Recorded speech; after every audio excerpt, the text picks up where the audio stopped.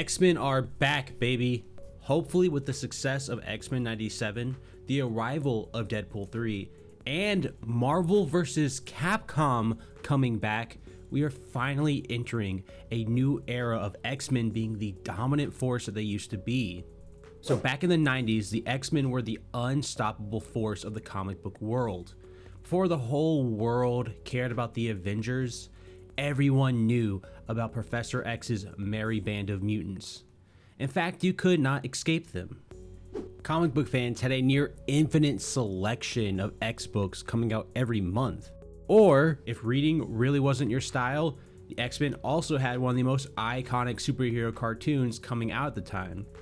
Were you a sicko who liked making kids cry in the arcades? Well, don't worry, I've got you covered. There were so many X-Men fighting games. This reign of X-Men excellence continued well into the 2000s with two great X-Men movies hitting the big screen. And a year after the release of the second X-Men movie, Raven Software came out with X-Men Legends. Now before this, Raven Software was known for their work in the first-person shooter genre with classes like Heretic, Hexen, Soldier of Fortune, and the very famous Jedi Knight games, before they were sentenced to work in the Call of Duty mines for about the past 14 years. So X-Men Legends really was a swerve for the type of game they were known for making at Raven.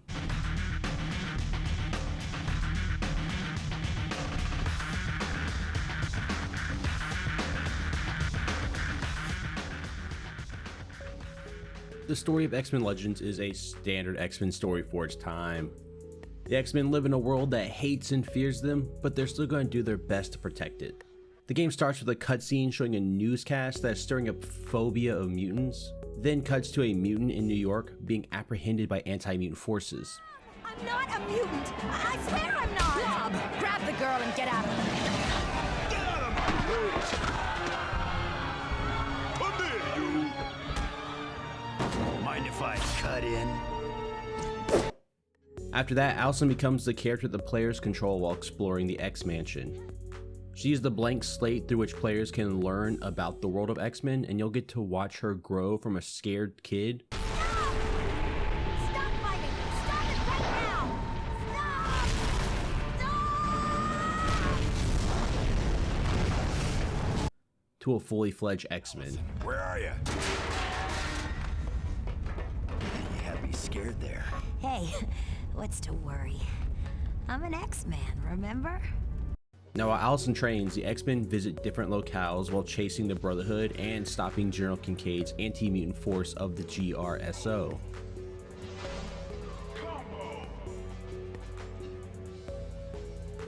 And the story gets those classic world-ending stakes and always stays engaging throughout, while you're fighting the likes of the Blob, Toad, Sentinels, and other classic X-Men villains. Graphically, Legends rocks a cel-shaded art style that at the time really captured the feel of a comic book. It helps the characters pop from the sometimes drab and dark backgrounds they'll be fighting in, and for its time it looks good during the gameplay. In the non-CG cutscenes though, the models tend to look cursed as hell close up. Brother, what's that? What's that, brother? So the environments are one of the weaker points of the game. The game spends a lot of time in these dark environments that really fit for the dungeon crawling aesthetic, but look very samey. On the other hand, you'll have levels in the city or on the grounds of the X-Mansion that feel vibrant, and the environments vary throughout those levels. The variation of colors and brighter lighting mesh well with the cel-shaded styles of the characters and the flashing effects of the powers. There is an exception to the dark environments being boring though. The level's set in the astral plane. Here everything is suitably dark, but there's this awesome transparency to the environment that really sells the supernatural feeling of the world.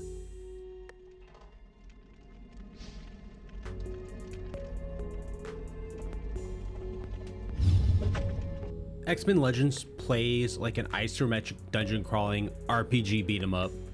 You and a friend, if you have one, take control of a team of up to 4 mutants. You can swap between them on the fly and beat up and destroy anything that gets in your way. There are 2 types of melee attacks. You have light attacks and heavy attacks. And these attacks can be combined in various ways to make special combo strings. Every character has a basic string of combos that are universal across the cast. Beside your standard all light attacks or all heavy attack strings, there are also combos that have special effects like stunning enemies, tripping them up, or just knocking them up in the air so that your mutant of choice can follow the unlucky enemy and whoop their ass right back down to the ground. The launch combo does have a weird quirk to it though. After you launch an enemy, you have the option for a follow-up attack in the air. Any normal person would think, oh, hit the jump button so I can jump up there and whoop their ass. That's wrong. If you do that, you're gonna drop the combo. What you're supposed to do is hit the heavy attack button again, which will just make your X-Men jump. And then you can press another attack button to hit them. It feels very unintuitive, and I messed it up constantly through the entire run of the game. The biggest draw of this game is undoubtedly the powers. So every X-Men gets 3 basic powers that they can call upon at any time at the cost of focus, which is the blue bar under the health bar. By holding the right trigger, it'll pull up a crossbar. Then by pressing the corresponding face button with the trigger held, you can shoot enemies with optic blast, throw them with your mind, or call down furious lightning, or you can roll. There are other types of powers in the game too that will buff your characters, like Wolverine's Berserker mode that will up his damage and attack speed for a short time, or you have moves that will debuff enemies around you. The game also has a combo system in place, so if multiple X-Men hit an enemy with a power simultaneously, the game shouts combo and the attacks get bonus damage. Get used to hearing this, because he will be saying combo so much. Combo! Combo! Combo! Super combo! Attack my target!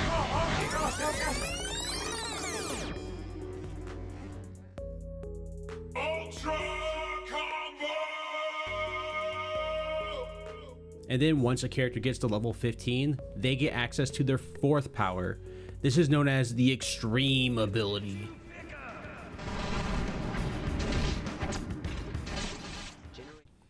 And your extreme ability is your mutant's most powerful attack that slows down time when it's activated and can usually clear a room or do massive damage. These cannot be thrown out all willy-nilly though. They require extreme points, which are the little X-Men symbols that fill up in the center of the screen throughout levels. But when you do have enough, you can call as many extreme attacks in as you want at one time. This is great for nuking bosses with multiple X-Men dropping their extreme attacks at once. And the animations feel great on these as they decimate a room and make your X-Men feel suitably powerful. One of the cool things about the powers though, is that they have other effects in the environment. For example, Iceman can make ice bridges for the party to cross gaps, Jean Grey can move things around with her mind, and infuriatingly, Cyclops can weld pipes shut with his optic blasts. Bear with me a minute. Cyclops' blasts are not heat vision like what Superman has. They are concussive blasts. They are just the beam equivalent of a punch. I'm sorry, it just really bothered my nerd ass. But the biggest way your powers are going to interact with the environment is destroying everything in sight. Boxes, walls, people, mutants, everything in this game feels breakable, and it feels amazing when you launch out 1,000 attacks at once and the entire environment is crumbling and it doesn't feel like there's any hitch in the frame rate, especially on this older hardware. It makes you feel like the Omega level mutant you are. So the game does have a sizable roster of 15 playable X-Men. You will start with just Wolverine, but after the first mission, you'll have access to the likes of Cyclops, Beast, Iceman, Storm, and even Jubilee. You'll unlock more as you work your way through the story, like everyone's favorite Russian good boy, Colossus, and the Psychic Ninja Psylocke. All the characters are usable and fun, but not all mutants are created equally. I don't want to play with you anymore.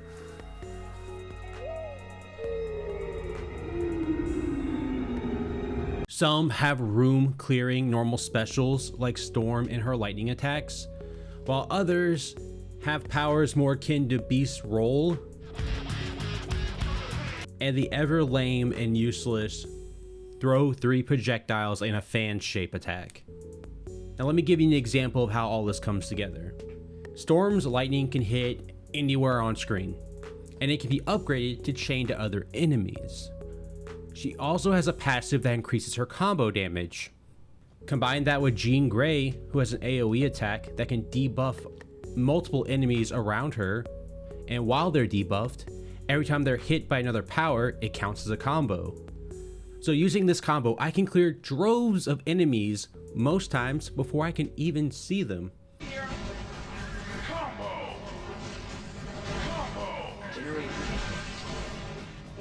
So in between missions, the player takes control of Alison Cressmere as she explores the X-Mansion.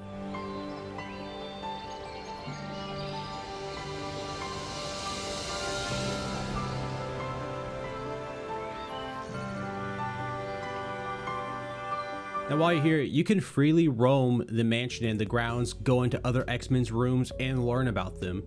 And you are? The name's Jubilation Lee, but everyone around here calls me Jubilee. Oh, cool. Sometimes when you're talking to an X-Men, you can unlock a flashback mission that flashes back to adventures they had before the game started, and it acts as a fun side mission as they tell Allison about their previous adventures. The Danger Room functions as a tutorial area as well as a challenge room, so it'll teach you a lot of the combos for the early game, but they'll give you some off-the-wall challenges to complete that can be pretty fun, and some of the later ones are very challenging. The game also has RPG mechanics in it. Very constantly, you're going to be leveling up your heroes and getting ability points to put in to unlock new powers, make current powers stronger. You also get ability points that go straight into upgrading your base stats, like your vitality, your agility, which acts as the defense in this game, or your focus pool. And I almost forgot to mention, there is gear in this game. It doesn't factor in too much to the main game. It's not like Diablo where your gear is what truly matters about your character. And in this game, the only gear that really matters is the unique gear.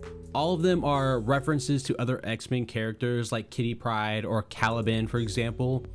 And there is a lot of unique gear in the game, and a lot of the effects on them are very situational. Some will just give a straight buff to a certain character like Storm, or they'll give damage bonuses to certain enemy types. My favorite is Puck's unique that buffs exclusively kick attacks. Now let me let you in on a little fun fact. There is no kick button in this game. Sometimes characters just kick in their combo strings. So this gear is completely dependent on whether or not the animations for your character happen to include a kick. But besides those nitpicks, this game holds up and it's such a great time. It was Raven's first attempt at a new way to make a superhero game that is different and fun. It also started a series of these types of Marvel games with its sequel, X-Men Legends 2, and then to follow it up, the Ultimate Alliance games. This is the type of series that Marvel games should be bringing back. It has been 5 years since the last entry with Ultimate Alliance 3. We are ready for more.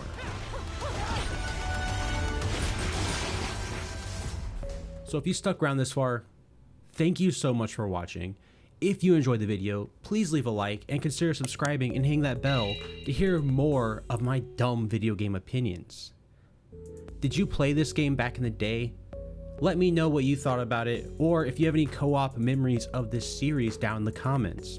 Other than that, I'm done, guys. Love you all. Bye.